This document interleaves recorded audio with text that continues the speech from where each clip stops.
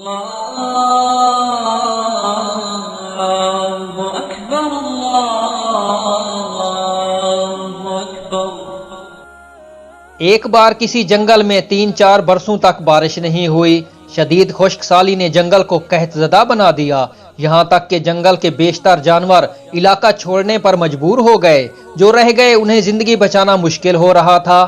ان میں جنگل کی وہ کمزور چڑیا بھی شامل تھی۔ وہ بیچاری بھی کئی دنوں سے بھوکی پیاسی تھی، اس آس پر کہ شاید کسی درخت سے اسے کچھ کھانے کو مل جائے۔ اس نے کئی میل کی مسافت طے کر لی، لیکن اسے کہیں کوئی ایسا پیڑ دکھائی نہیں دیا جو اس کی بھوک اور پیاس کا سامان بنتا۔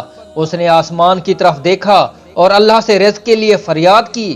اسی دوران اچانک ایک شیر کی غراہٹ سنائی دی اور دوسرے ہی لمحے ایک موٹا تازہ ہرن شیر کے پنجوں میں تھا۔ شیر خوب پیٹ بھرنے کے بعد ایک طرف ہو کے بیٹھ گیا۔ اب بچے کھچے ہرن کو کھانے کے لیے جنگل کے دیگر جانور جمع تھے۔ شیر نے اچانک منہ کھولا، اس کے دانتوں میں پھنسے گوشت کے ریشے اسے بے چین کر رہے تھے۔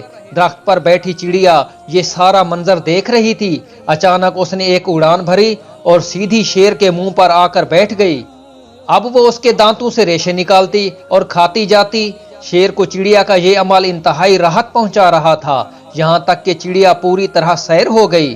حاصل کلام یہ کہ جب شیر ہرن کو کھا رہا تھا تو دل ہی دل میں اپنی طاقت سے خوش ہو رہا تھا، لیکن وہ نہیں جانتا تھا کہ آسمانوں کے مالک نے اس ہرن کو شیر کے سامنے بھیجا ہی اس ننھی چڑیا کے لیے تھا۔ وہ ہرن چڑیا کی فریاد کا نتیجہ تھا۔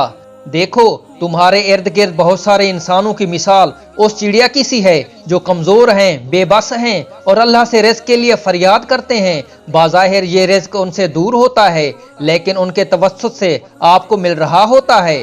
حضرت مجدد الف ثانی رحمت اللہ علیہ کا قول ہے، جو حقدار ہے اس کو بھی دے اور جو ناحق مانگنے والا ہے اسے بھی دے، کیونکہ تجھے جو ناحق کا مل رہا ہے کہیں وہ ملنا بند نہ ہو جائے۔